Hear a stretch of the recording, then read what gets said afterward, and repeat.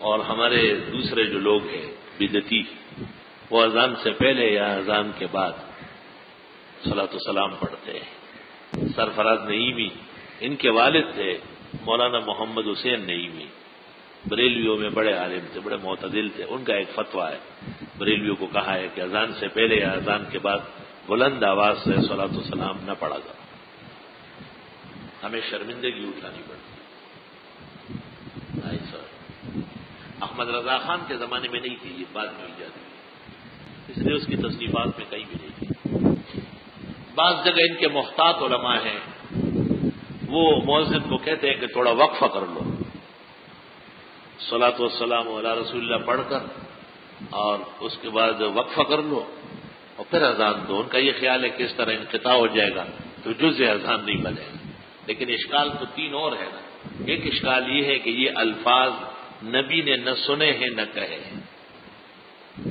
الصلاۃ والسلام علیک یا رسول اللہ، یا حبیب اللہ، یا نبی اللہ، یہ جو بھی الفاظ ان کے ہیں، اور ہمارے ہاں فصل فی زیارت النبی میں نقل ہے، یہ 10 ہے حادث، اتہام اور افتراء ہے۔ ان الفاظ کے ساتھ پیغمبر نے 63 سالہ حیات میں 40 سال قبل الوحی اور 23 سال دورانیہ وحی میں نہ کبھی یہ الفاظ کہے ہیں اور نہ سنے ہیں۔ وَمَنِ ادَّعَىٰ فَعَلَيْهِ الْإِثْبَاتُ إِلَىٰ يَوْمِ الْقِيَامَةِ، کہیں بھی نہیں۔ تو معصورہ کے خلاف ہے، ما ورد بہ الاثر نہیں ہے۔ یہ کہتے ہیں کہ حرج کیا ہے، تو حرج یہ ہے نا کہ سنت صلی اللہ علیہ وسلم رہ گیا۔ السلام علیکم ایھا النبی ورحمۃ اللہ وبرکاتہ، یہ نماز ہے، یہ نبی نے بیان کیا ہے۔ تو بعض بدعتی کہتے ہیں کہ اس میں اور اس میں کوئی فرق نہیں۔ میں نے کہا جب فرق نہیں ہے تو وہی پڑھو، وہ کیوں چھوڑا ہے آپ نے؟ اور دوسرا یہ کہ جو سلام نبی نے تلقین کیا ہے وہ بیٹھ کر ہے اور ان کا مؤذن کھڑا ہوتا ہے، میلاد کی مجلسوں میں بھی کھڑے ہوتے ہیں، اور پھر یہ کہ وہ آہستہ ہیں اور یہ چلاتے ہیں، اکثر ان کے مل کر پڑھتے ہیں اور وہ انفرادن ہے۔ تو بدعت در بدعت در بدعت، ظلمات بعضها فوق بعض، ظلمات بعضها فوق بعض، اندھیرے ہی اندھیرے۔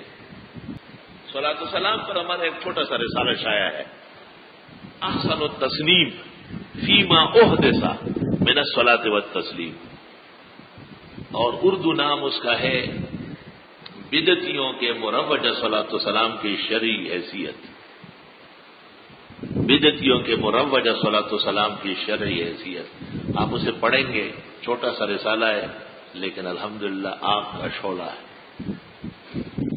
بدعتی ایوانوں میں اس نے تلاطم برپا کیے، 25-26 جوابات ہو گئے۔ یہ اتنے سارے جوابات اس لیے کہ مطمئن ایک بھی نہیں ہے۔ جواب کیا ہے؟ توبہ استغفار کر کے منع ہونا چاہیے، اس کا جواب تھوڑا ہوتا ہے۔ حضرت الشیخ مرشدنا المرحوم محقق الازہر امام اہل سنت مولانا سرفراز خان رحمۃ اللہ علیہ کی کتاب درود شریف پڑھنے کا شرعی طریقہ بہت بہترین، بہت عمدہ۔ حضرت اس کے میدان کے واقعی امام تھے۔ اور حافظ ابن قیم کی کتاب جلاء الافہام فی الصلاۃ والسلام علی خیر الانام۔ لیکن شمس الدین سخاوی کی جو کتاب ہے القول البدیع فی الصلاۃ علی الحبیب الشفیع، اس جیسی کتاب کائنات میں نہیں۔ القول البدیع فی الصلاۃ علی الحبیب الشفیع، یوں سمجھ لے کہ درود شریف اور صلاۃ والسلام کے صیغے اور طرق اور ان کے اہمیت و فضیلت اور ان کے اجتنابات وغیرہ کے بارے میں انسائکلوپیڈیا کا مقام رکھتی ہے۔ یہ کتاب عام مل رہی ہے، کسی زمانے میں نایاب نسخے تھے، اب عام ہے۔ القول البدیع فی الصلاۃ علی الحبیب الشفیع۔